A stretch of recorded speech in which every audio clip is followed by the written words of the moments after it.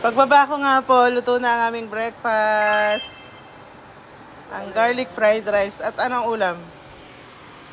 Anong ulam? Ulam. Kanin. Ulam nga eh.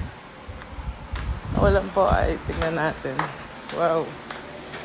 Hotdog, bacon, aga naman na lang. Saka ng tuyo at menudo.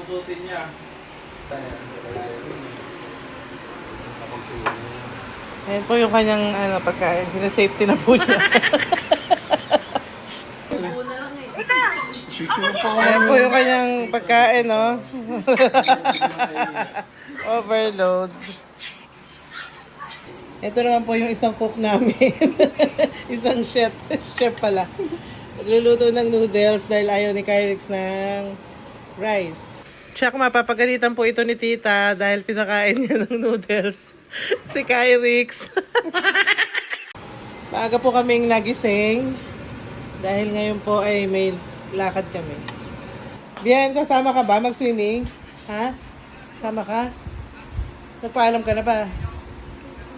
Paalam ka na kay tatay. Ha? Ha? Pumasok ba? O, day chat mo na lang. Video call mo si tatay para makasama ka. Kain tayo.